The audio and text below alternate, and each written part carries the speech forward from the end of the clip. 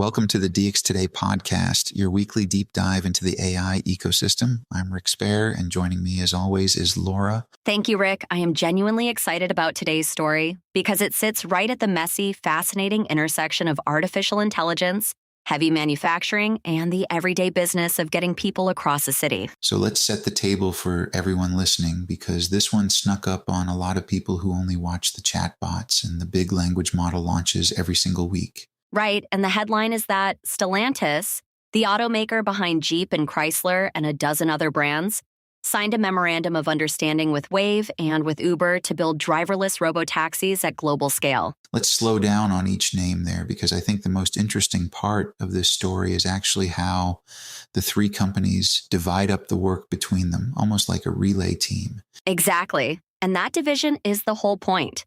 Stellantis brings the metal and the manufacturing, Wayve brings the artificial brain that actually drives, and Uber brings the network of riders who want to be picked up. So before we go deeper, give me the plain English version of what each of those three pieces really means, because I think the manufacturing piece is the one people underestimate the most. Happy to.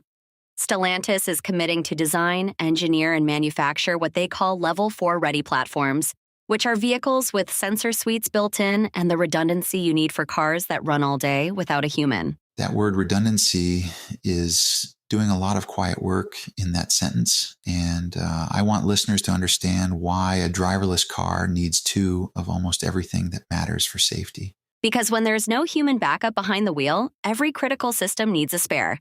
If one braking path or steering signal or power line fails, a second one has to take over instantly and seamlessly. That is a profound engineering shift from the cars most of us drive today, where the ultimate redundant system has always been the human being sitting there ready to grab the wheel. Precisely. And that is why an automaker like Stellantis matters so much here. Building a car that is safe with nobody watching is a completely different manufacturing discipline than building a normal consumer vehicle. Okay, so Stellantis handles the body and the bones. Now walk me through Wayve, because this is the company that I suspect most of our listeners have never actually heard of before today. Wayve is a British artificial intelligence company, and they take what I would call a radically different philosophy towards self-driving compared to the giants that have dominated the conversation for the last decade or so. This is the part I find genuinely fascinating. So please explain what makes their approach different, because I keep hearing the phrase mapless driving, and I want to know what that actually means in practice. So the traditional approach used by companies like Waymo leans heavily on high-definition maps, hand-coded rules, and expensive arrays of laser sensors called lidar to understand the world around the car. And those high-definition maps are incredibly detailed, right? We are talking about pre-scanning every lane and curb and traffic light in a city before a single car can drive there autonomously. That is exactly the bottleneck. Those maps are expensive to build, they go stale the moment a road changes, and they tie a company to specific cities it has painstakingly measured ahead of time. So Wayve looked at that whole expensive map first model and essentially asked whether there was a fundamentally different way to teach a car to handle the road on its own. Yes, and their answer is what the field calls embodied AI. Instead of memorizing a map, the system learns to drive mostly from camera data and machine learning, the same way a teenager learns by watching and practicing. I want to push on that comparison a little, because learning like a teenager sounds wonderful in a marketing deck, but teenagers also crash cars. So what gives anyone confidence this actually works safely? That is a fair challenge, and the evidence they point to is scale and generalization. Wayve says it became the first company to drive zero-shot in more than 500 cities across 3 continents in a single year. Now define zero shot for me, because that is a piece of machine learning jargon that I think deserves a clear explanation for everyone who does not live inside an AI research lab. Zero shot means the car drove in cities it had never specifically trained on or mapped beforehand, relying on general driving skills it learned elsewhere rather than memorized knowledge of that exact place. That is the whole ballgame, isn't it? If a system can be dropped into a city it has never seen and still drive competently, then scaling to new markets becomes dramatically cheaper and faster.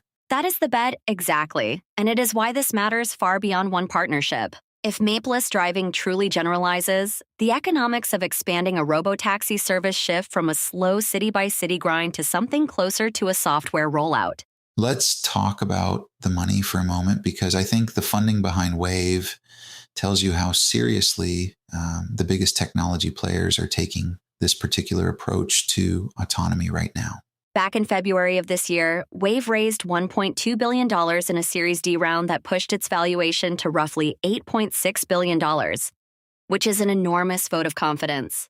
And the names on that investment round are honestly a who's who of the technology and automotive worlds, which tells you this is not some fringe science experiment that nobody serious believes in. Absolutely. The round included Microsoft, NVIDIA, and Uber, alongside major automakers like Mercedes-Benz, Nissan, and Stellantis. And the total capital secured for commercial rollout reaches around $1.5 billion.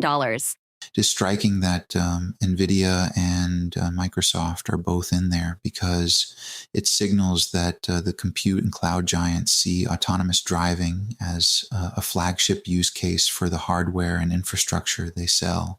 And it is equally striking that 3 competing automakers all put money into the same software company, which suggests they would rather buy into a shared driving brain than each build one entirely from scratch alone. That brings us neatly to the third partner, Uber. So let me ask the obvious question. Why does a ride-hailing company that owns very few cars matter so much in this driverless equation?